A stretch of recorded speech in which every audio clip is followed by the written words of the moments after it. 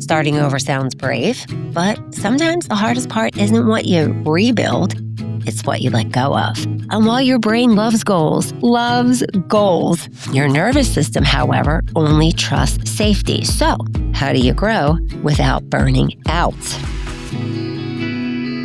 Hey guys, it's Rose. Welcome to the podcast. I'm so glad you're here with me today. Before we dive in, quick favor, are you subscribed yet? It's one of the best ways to support the podcast. And if it's not your vibe, totally get it. You can always unsubscribe later. But for now, go ahead and tap that button. You're helping others find us and helping us grow this movement. So here's the truth. It's Monday. I just spilled my iced coffee all over the place, all over the counter, all over the floor. Probably shouldn't be drinking iced coffee this late in the day. Anyway, I recorded this episode once. It didn't record. Then I recorded it again. It only recorded up to 10 minutes. Yeah. And I have to say, I was really happy with that version. So here we go. Third time is a charm. So that's my Monday. So with all of those other things, I'm surrounded by boxes. I still have no kitchen table. That's been months. That's another story for another podcast. Around half-started projects. And honestly, that's kind of the point of it all. Because if 2025 has taught me anything, it's that growth it is not glamorous. I mean, we know this, but sometimes life gives us a little nudge to remind us. And sometimes it looks like starting over again and again and yet again. So this year began with a plot twist. One rainy, cold January afternoon, a weekend actually that I really did not want to go out. I was on call, but my broker said, there's a building in Brooklyn. I think you should go look at an apartment. Keep an open mind because I had been on the market for a while looking for a place to live, to buy. And before I knew it, I put an offer in that apartment that week. All of this totally unplanned. Even though I had been looking, I kind of gave up the search, right? Anybody we've been following any kind of markets, especially real estate, especially in New York. Things were not good. They just weren't moving. Rates are high. Que sera, sera. All of this was unplanned. That's how they say. Little did I know, I said this to one of my very good friends. Little did I know the one would come, not in the form of a person or a husband, but in real estate. So here I am. From that moment on, right? 2025 became one long lesson in pivoting, patience, and just, God knows, letting go of perfection, right? So here we are. And this season, I decided at the last minute to record a few solo episodes alongside of the interviews, because a lot of putting this podcast is a lot of self-growth. And I thought, well, my audience would probably benefit from some of the things that I've learned, some of my lessons. I don't want to say mistakes, but circumstances along the way. So I do not have all the answers, but my guests are very smart and they bring so much depth to the conversation. But this podcast and honestly, social media have been stretching me in so many new ways, more than you can imagine. I know I've said a little bit of this on social media. Why not? Like I said, so why not share the process? Because as I learn about visibility, always learning about vulnerability and the balance between being polished, right? Showing up for everyone, looking nice. Think about when you give a presentation, but also being real. And hopefully this will help you too. Think of these solo episodes as an open dialogue, a little more transparency, a few lessons in real time, and honestly, something that I hope inspires you to keep creating, right? No matter what you're doing in your life, what you're working on, things that you're trying to achieve, right? While you're still becoming and unraveling and figuring it all out. So, all right, to get back on track, I've been reading and listening to Atomic Habits once again, but this time it's not so much for productivity as it is for peace. It's a really good book. If you haven't read it, I actually went to the bookstore the other day to see if it came in a paperback yet. It's still on hard copy, which is a little heavy for me to carry around in New York. So I listen to it on Audible. So I read a little bit at home and then I re-listen to it. That like helps things sink in. So the other day I was cleaning and reading it, and the cleaning will come in further along in the podcast. But the line that hit me, and I heard this before, but it hit me again, it's you don't rise to the level of your goals. You fall to the level of your systems. And that's so true, right? Because if you don't have a system, it just doesn't work. And if you don't plan for obstacles, it doesn't work.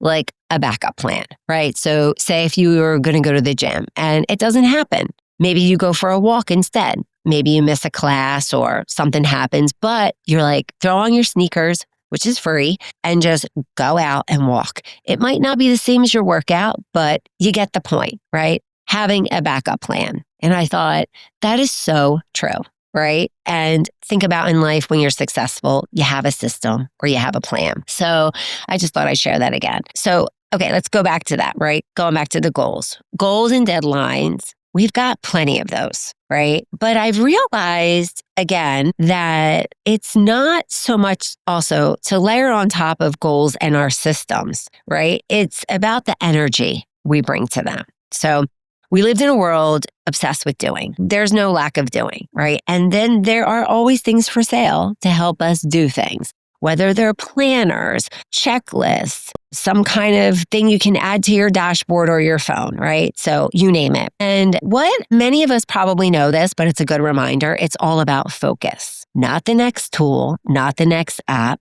Honestly, I get very distracted by too many tools or apps because I find I get then like side railed onto how do I use these things? And then it takes me again away from the task at hand. So maybe you find yourself doing that as well. Let's get back to just the ability to direct your energy with intention. And that's my biggest shift, I'd say, over the last few years, which I had to remind myself over the last few weeks. Right? Like I'm getting a lot done doing things pertaining to moving, but I still feel scattered. Honestly, like I thought I've mastered overwhelm, but no, it comes back up, right? So this scattered energy, so I've now managed it back into more of aligned action. And that's going to bring me to the one thing reset. So if you've been feeling like this year has slipped away, okay?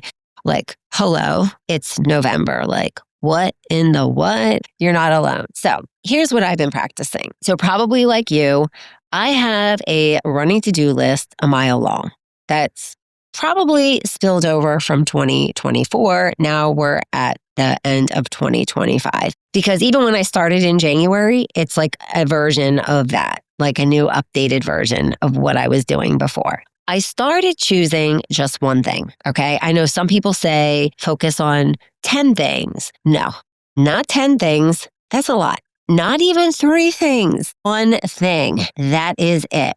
And I get stressed when I said, well, I have to think about one thing.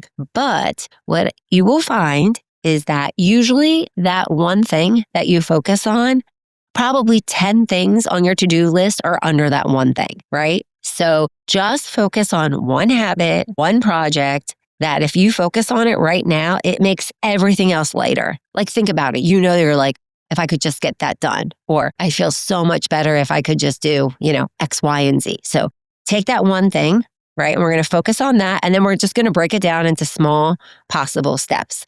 What's that saying? How do you eat the whale or the elephant? It's like one step at a time, something like that. I probably just butchered it, but you get the point. So now with those things, if those small steps, right? If it takes 10 minutes or less, I do that first. Now, don't mistake that with minutia, because I know sometimes we just cross things off, but they're not really the thing. It's like the side thing. Now, I also believe that we do need to cross things off for some inspiration. I just don't want you to get caught up on those little things, which prevent you from getting the big thing. So, okay, let's go back to the goal, right? It could be just all about writing that goal down, getting clear on that goal and putting it in a place where you can see it every day. I put a lot of things in my phone because It's just easy to access. Right? We always have our phone with us. So when I was overwhelmed after moving, because I did all of this myself and I was getting rid of a lot of things in the interim, downsizing, unpacking, rebuilding, relaunching, my one thing was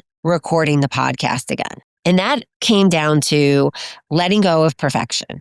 So not perfectly, because I moved into a new space. There's still some things going on, but I can't, it's like, I got to let this go.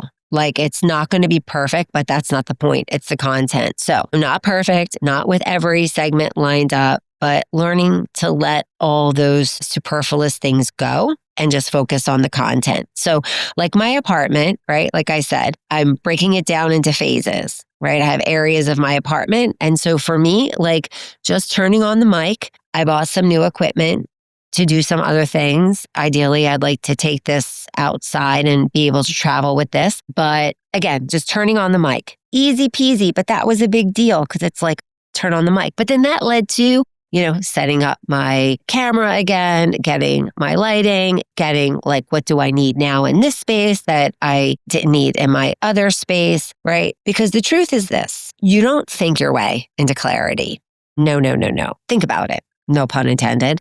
But you don't think your way. We can meditate and sit and write things down, which is all great, by the way. That's all part of it. But we really don't get clarity until we move. We move through it. Right? Think of those things that have been sitting in your inbox or something that you've been putting off. Something you need to read, something you need to assign, an assignment for work, personal, school, whatever. And you've been putting it off and then you look at it.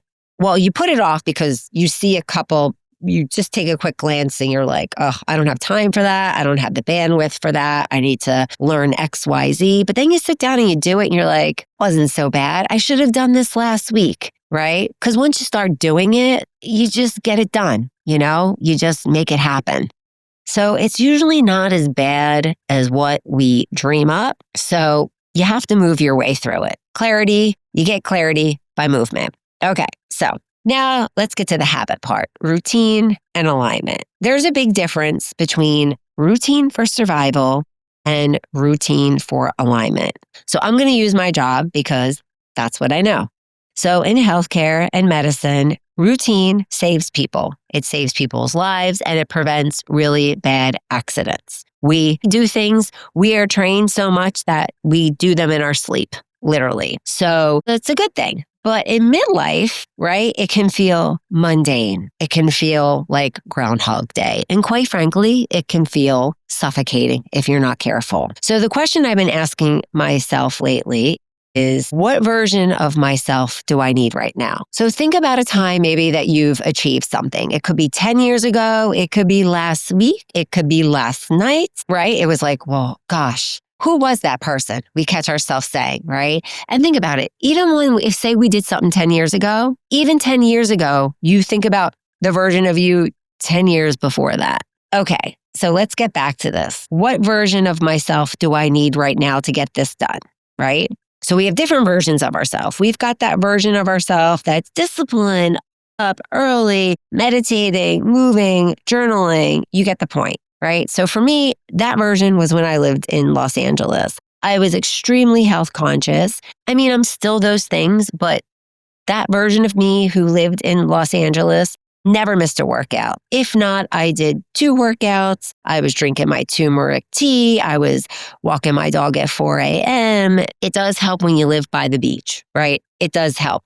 However, now I am calling in my Manhattan Beach self right now because even though I'm pretty disciplined, I eat pretty good most of the time. Since this move, I've gotten off track with my workouts. Now, granted, I do 20,000 steps a day living in New York and running all around the hospital to and from the subway, but I need to get and do a little bit better, right? So just what version of yourself, right? And then other days, okay, let's get to the other version of ourselves. They could be barefoot with a coffee on a beach, in a cafe, right? With friends, letting the world just pass us by. And that's okay, right? Both are valid, both are essential, and both serve purposes. Because the reality is we need those things because of our nervous system. right? When we start to feel scattered or stuck, I know my nervous system, when my nervous system is off the rails and running the show. When I start feeling myself getting like overwhelmed or I can't catch a breath, that's my sign. Okay, I need to do two things. One of two things. For me, it's either move my body. I take a walk. Usually that's the best way to clear my head. When I was in grad school, it was a while ago and New York was much safer back then. Hate to say it, but that's true. If I had a paper, I would go out and walk in the middle of the night. I lived in Chelsea. I'd walk down to the village and I would walk till my head cleared. And even when I was in news, every morning I'd take my pitches for the day and I'd walk in the morning. That's how I would start writing my scripts. So for me, I move my body or I clean. Here's the thing. If I have time, I clean my entire apartment. And if I don't have time, I usually pick an area that matches the chaos in my head. Okay, if I'm not feeling so healthy, I clean my fridge. If I'm feeling a little blah about life or, I need like a do-over, I'll clean my closet. So recently I've gone through my closet. This past weekend, I went through my bathroom drawers because I was feeling a little not so pretty, right? We all have the uglies, right? We say sometimes. So I thought, let me go through my makeup, clean out my skincare. Men, you can do this too, right? We all have our seasonal things. And that made me feel great. And all I did was clean out my bathroom. So I think you get the point. So the key is do something that makes you move energy. And then when I'm done, I do something rewarding, right? That feels beautiful. Maybe light a candle, put on music, paint my nails, do a facial, or I go to a killer spin class or a workout class because, in New York, that's a luxury because they're very expensive. So that definitely is a treat. But I do something that's what I feel creates beauty in my space, in my life. Because regulating your nervous system in that way with movement, it's not just therapy talk, right? We're not just sitting and talking. It's real ownership and leadership. And that is how we get back to clarity, is by moving. So when we talk about clarity, what I find is that why also this is essential and it works when we let things go is that we don't need more, right? I think it's pretty safe to say we all have plenty. What we need is space, right? So that's sometimes where we can get confused, like good old retail therapy or, I don't know, eating something we find indulgent. But the reality is we need space. Like, I don't know, think about when you're in a relationship, like let's go back to suffocating or work, or you're feeling very overstimulated. You're like, I just need space. I need to breathe. I need to move. I need to be alone. So I really feel like we just need space. So stop adding more to your life. Start subtracting. I heard someone say this brilliantly. I was listening to a podcast on my way to work and I was like, that's brilliant. Just start subtracting, right? Because sometimes releasing, letting go, that doesn't resonate, but let's just start taking things away, right? You can't build a new season of your life if you're still holding on to the old one. And honestly, I just went through my wardrobe because changing seasons for me, moving, I had a lot of clothes that were my TV clothes. I didn't need, 25 red shirts, maybe 5. But letting those things go was releasing that old part of me. That's no longer my identity. So I just thought I'd share that with you. And I follow all different modalities, Chinese medicine and different things. And I heard someone really wise say that, when we have like our lucky shirt, you're like, oh, my lucky shirt, my lucky blazer, your lucky socks, your lucky shoes. Well, there's also bad luck that we carry in clothes, right? Like there's things that, remember, like that was a bad date. That didn't end well. That presentation didn't go well. I bombed that story or that interview didn't go well. So it's like getting rid of those things also creates space. So I thought that was very useful. I thought maybe I'd share that with you. So when you let go, right? When you let go, now you're doing things that make you feel more alive, right? When I started doing these things, everything shifted. Was like, well, what makes me feel alive? Not so much what makes me feel good, but like what makes me feel like, alive, right? Inspires you, that gives you that excitement, right? For change. When you start doing those things, right? When you make those inner shifts, you notice you automatically become more magnetic. You don't even have to buy anything. right? You are magnetic. You become a match for what you want, right? It's all about energy and opportunities, people, ideas. They start flowing when you create that space. You get rid of the old, you make all these internal shifts, all these other things become naturally. So what I'm trying to get at is that that's what aligned action really means. You're doing less, but with your full energy, your full intention, and your full trust. And I firmly believe that. And things also, maybe this will help you. When I say the word aligned, it's like, I'm going to add that a little more to this, like aligned with your values, right? Like spending time with your family and friends, feeling healthy, just your moral compass. Like whether it's your relationship, your spirituality, right? Your relationship with God or nature. I just feel like when we do things that are more in alignment with our energy, science shows this is when we don't feel drained or burnt out, because we're burnt out when we say yes to everything that is not in alignment with our desires, right? So when we say yes to someone else, we're saying no to ourselves, right? So when we say yes to ourselves and no to other things, then we feel more at peace. Right. And that's all about boundaries as well. So for me, I'm going to share that being seen and trusting myself was also a big part of this process. So I'm going to be honest. Launching this season has been exciting, but also comfortable because I'm also doing more with social media, which I've had to learn to embrace. But the reality is that's where conversations are happening. And if I want to create a midlife movement and a place for us, then that's part of it. And after a few years in local news, I was, quote, known, unquote, like I was known in the area that I was servicing. So I was known in the community. But I stepped away from that comfort zone into this space where I'm not known, but I do have really good content to share. So I really have to trust that what I have to share is useful and be open to intimacy and transparency. Not that I wasn't transparent in my work when I was at my news stations, but it's about not being so perfect, right? On camera, it's about being real. It's about me being real on purpose. So I hired, full disclosure, a social media person who's challenging me to show up more in my life. And I will tell you is that when I'm given this homework, I thought, wow, I'm not really walking the walk, right? I'm interviewing people to do all these things, but I could do better. And she's challenging me. Well, I'll do my interviews. They'll definitely be, a little more structured, but not so structured, but you know what I'm saying, a little more formal. But my goal is to share with you not so much the highlight reel where you just see the best parts of every single story of my life. You're going to see the in-between moments, right? So someone beautifully said, I was listening to another journalist and she called it the snow globe moments, right? So snow globes are pretty. And then you shake them up and it's like the glitter goes every place. Like Tara Marino, who I had on season 1, says, life isn't always perfect, but it's always beautiful, right? Because we're always learning in the process. So we're going to shake things up a bit. And I realized that visibility is not always about vanity. It's not about that. It's about building trust. It's trusting that what I have to say, what you have to say, is enough. So part of me being visible is so you can see a glimpse into my life.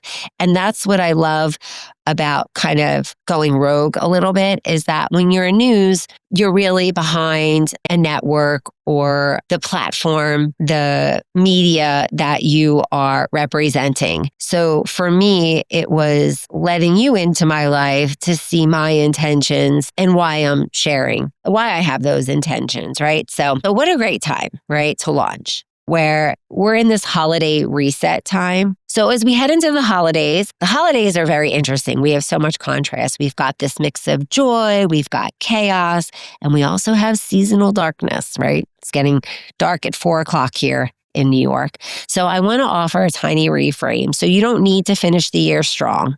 You just need to finish it aligned, right? And alignment is strong. So maybe that means saying no more often. Maybe it means adding something new or unexpected, one element of play or fun back into your daily life. If you haven't read Feel Good Productivity, it's a really good book. It's written by a doctor, Ali Abdaal.